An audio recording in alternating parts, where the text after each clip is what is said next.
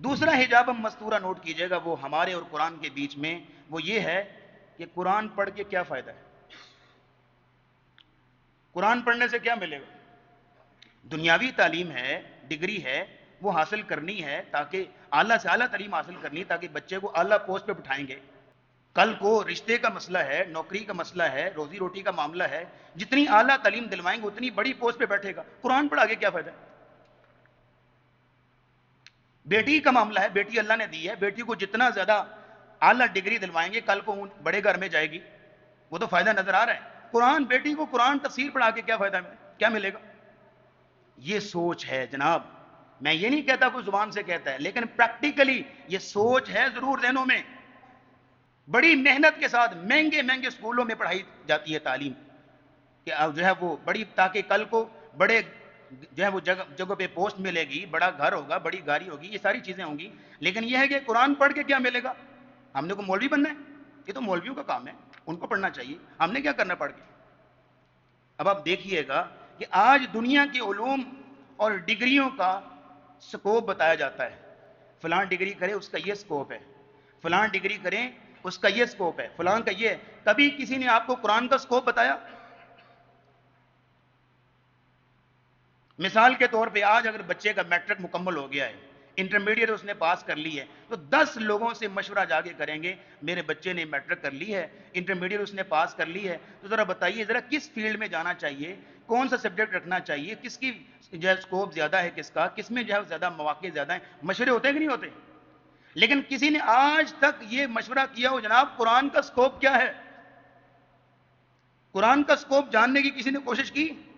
میں بتاتا ہوں، ذرا غور سے سنیے گا. جس دن آنکھیں بند ہوں گی نا، یہ ساری ڈگریاں مٹی میں مل جائیں گی. اس دن اندازہ ہوگا کہ قرآن کا سکوپ کیا ہے. اس دن اندازہ ہوگا کہ قرآن پڑھ کے کتنے مواقع ملیں گے. جب قبر میں پڑا ہوگا نا اندھیر کوٹری میں اور کسی قسم کی روشنی اور لائٹ نہیں ہوگی، تب پتا چلے گا کہ قرآن کا سکوپ کیا ہے. آج نہیں پتا قرآن کے سکوپ کا. اور اگلی بات یہ دیکھیے گا، جب قبر میں پہنچے گا تو ملک الموت پاس آئیں گے، اور اگر اللہ نے نیک انسان تھا، اللہ نے ہدایت دی تھی، متقی انسان تھا، تو اسے فرشتے پوچھیں گے سوال تو جواب دے دے گا. تو وہ فرشتے کہیں گے تو نے سارے سوالوں کے جواب دے دیے، کیسے؟ تو اس کا جواب پتا کیا ہوگا آگے سے؟ کہے گا قرأت کتاب اللہ، میں نے اللہ کی کتاب پڑھی تھی، فآمنت بہ، میں اس پر ایمان لایا تھا، وصدقت، میں نے اس کی تصدیق کی تھی، اس لیے جو ہے وہ میں یہ سارے سوالوں کے جواب دے پایا. اور دوسری طرف جو مجرم ہوگا وہ کہے گا ہا لا ادری، مجھے نہیں پتا. تو وہ فرشتے آگے سے پتا کیا جواب دیں گے؟ لا دریت ولا تلیت، نہ تو نے سمجھا نہ تو نے تلاوت کی، نہ تو نے قرآن پڑھا نہ تو نے سمجھا. یہاں بھی پتا چلے گا پھر قرآن کا سکوپ کیا ہے. جب پل صراط پہ اندھیرے ہوں گے نا تو روشنی اسی قرآن سے، جنت کی طرف رہنمائی اسی قرآن سے. میدان معاشر میں جب کوئی اپنا نظر نہیں آ رہا ہوگا، نفسا نفسی ہوگی، ماں اپنے بچے کو نہیں سنبھالے گی، اتنا نفسا نفسی کا عالم ہوگا، وہاں سفارشی بن کر کون آئے گا؟ قرآن آئے گا. اور سورہ ملک کے متعلق تو آپ نے پڑھا ہوا حدیث آپ جانتے ہیں کہ قبر میں یہ دیوار بن کے کھڑی ہو جائے گی کہ یا اللہ یہ مجھے پڑھا کرتا تھا، اس کی قریب عذاب آنا نہیں چاہیے. اور حدیث کے الفاظ ہیں وہ اللہ سے جھگڑا کرے گی. سکوپ تو اس کا ہے نا جناب. اب آپ دیکھیے گا اسی چیز کو بیان کرتے ہوئے اللہ نے کہا قل بفضل اللہ وبرحمتہ فبذلک فلیفرحوا، اس اللہ کے فضل اور اس کی رحمت کے ساتھ خوش ہو جاؤ. فلیفرحوا، خوش ہو جاؤ اس قرآن کے ساتھ. کیا مطلب خوش ہو جاؤ؟ آپ کو پتا ہے قرآن کب نازل ہوا تھا؟ رمضان میں. ہر سال رمضان میں رسول اللہ قرآن کا جشن مناتے تھے. کیسے؟ قرآن کا دور کرتے تھے. جشن منانے کا یہ مطلب ہے اس کا دور کرتے تھے. آج ہمیں اگر کسی بچے کی برتھ ڈے ہو یا کسی شخص کی ہو تو 10 دن پہلے تیاری ہو جاتی، فلاں کی برتھ ڈے ہے. لیکن قرآن جو ہے رمضان میں نازل ہوا. میں یہ نہیں کہتا کہ رمضان جو ہے قرآن کے برتھ ڈے ہے، قرآن تو پیدا ہی نہیں ہوا، قرآن تو اللہ کا کلام ہے، مخلوق نہیں ہے.